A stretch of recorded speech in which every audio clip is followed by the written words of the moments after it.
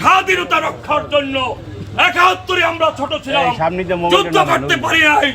এইবারে প্রয়োজনে স্বাধীনতা রক্ষার জন্য আমরা আবার যুদ্ধে এবং এই বাংলাদেশে আবার আমাদের প্রিয় নেত্রী, খেটে খাওয়া মানুষের প্রিয় নেত্রী শেখ হাসিনাকে আবার আমরা সসম্মানে ফিরিয়ে আনবো। আসলে আজকে এখানে যে এসে বরগুনার মানুষের পাশে দাঁড়াতে পেরেছি জন্য স্রষ্টার কাছে কৃতজ্ঞতা। কারণ আমার বাবা বরগুনা জেলার মুক্তিযোদ্ধা সাধারণ সম্পাদক, নির্বাচিত সাধারণ সম্পাদক ছিলেন। আমাদের বাসায়ও গান পাউডার মেরে পেট্রোল বোমা মারা হয়েছে। তারপরও যে এখানে এসে মিছিল করতে পেরেছে স্রষ্টার কাছে কৃতজ্ঞতা। আসলে আমাদের এই বরগুনা জেলা আওয়ামী লীগ ও তার পরিবার সবাই মিলে আমরা আজকে এখানে প্রতিবাদ সমাবেশ ও মিছিল করেছি। বরগুনায় 1971 সালের পরবর্তী এত ধ্বংসযজ্ঞ, এত লুটপাট, এত সংখ্যালঘু নির্যাতন আর কখনো ঘটেনি।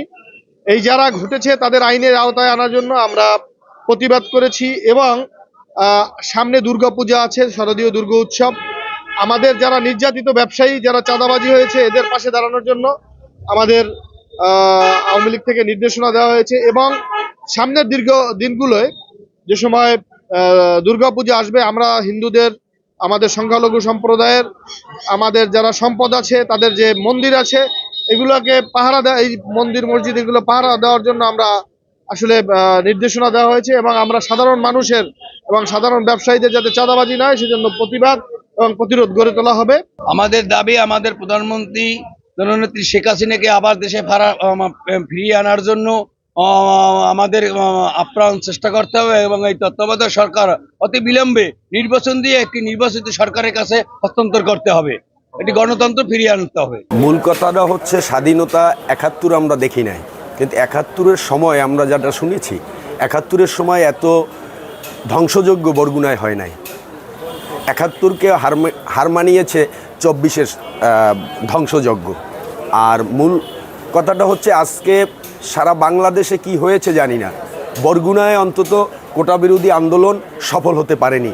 সেই কারণেই আজকে এই বরগুনায় এত বড় ধ্বংসযজ্ঞ চালানো হয়েছে। মানে যত প্রকার ধ্বংসযজ্ঞ আছে সবগুলো হিন্দু সম্প্রদায়ের উপর অত্যাচার, লুটপাট এবং বিভিন্ন জায়গায় বিভিন্নভাবে দোকানে চাঁদা আদায় করা হচ্ছে।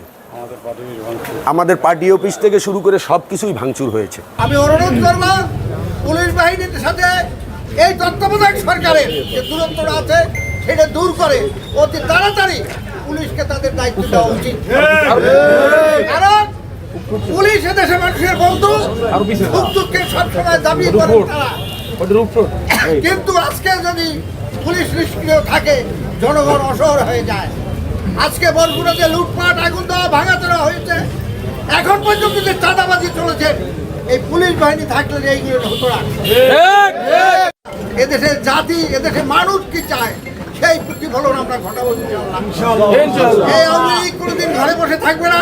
এই আওয়ামী লীগ আপনাদের সবাই নিয়ে চলবে। আওয়ামী লীগ খালি আওয়ামী লীগ না, আওয়ামী লীগ হলে জনগণের আওয়ামী লীগ।